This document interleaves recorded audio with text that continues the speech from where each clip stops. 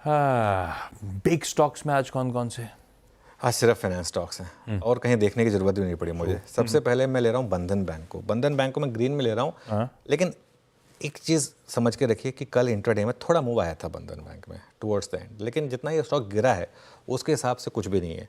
इसका 6 महीने का चार्ट रख दीजिए, बैंड से बाहर आया पहली बात तो ये, और दूसरी बात जो आरबीआई के कदम उठाए गए हैं ना, मुझे लग रहा है कि जो सबसे ज़्यादा पिटे हुए बैंक्स हैं उनमें सबसे ज़्यादा शॉर्ट कवरिंग आएगी। सबसे ज़्यादा शॉर्ट्स बंधन बैंक में, तो इसके लिए इसको मैंने लिया है। और ये अपने हाई से तो खैर काफ़ी गिर चुका है और टेक्निकल चार्ट पर भी सारे मूविंग एवरेज के नीचे, तो वीक स्टॉक है काफ़ी, लेकिन एक पॉसिबिलिटी है। इंडसइंड बैंक दूसरा स्टॉक है जिसको मैं ग्रीन में ले रहा हूँ।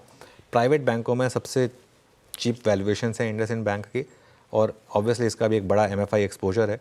ये भी अपने हाई से करीब 55% गिरा है। पिछले अर्निंग सीजन का एक्सीडेंट ऑफ द डे था।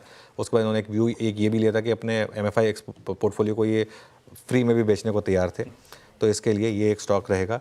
चोला और श्रीराम फाइनेंस, इनको मैं ग्रीन में ले रहा हूँ क्योंकि ये जो स्ट्रॉन्गर एनबीएफसीज हैं ऑब्वियसली उनको भी थोड़ा सा एक फ़ायदा मिलेगा यहाँ पर, क्योंकि जो आरबीआई के स्टेप्स आए हैं उसकी वजह से। फेडरल बैंक को मैं आज ग्रीन में ले रहा हूँ, हालांकि जो एनालिस्ट व्यू है उसका थोड़ा सा नेगेटिव है, लेकिन मैं ग्रीन में इसलिए ले रहा हूँ क्योंकि मेरा ये मानना है 2-3 रीज़न है। एक तो ये नंबर्स प्राइस में हैं, 200 डे मूविंग एवरेज पर है स्टॉक, यहाँ पर लकीर का फ़कीर एनालिस्ट बन के फ़ायदा नहीं होगा, और 200 डे मूविंग एवरेज पर भी है। अगर कॉल इनकी पॉजिटिव हुई 8:30 बजे तो शायद एक पॉजिटिविटी आ सकती है। प्लस अब केवीएस मनियन इनके अब ऑब्वियसली न्यू एमडी हैं, तो थोड़ा मार्केट उसका बेनिफिट ऑफ डाउट देगा यहाँ पर। और क्योंकि आज थोड़ा सा बैंकिंग स्टॉक्स में मुझे लग रहा है वैसे ही फ्लेवर रहेगा, इसके लिए मैं इसको थोड़ा सा एक अगेंस्ट द ट्रेंड जाकर इसको ग्रीन में ले रहा हूँ।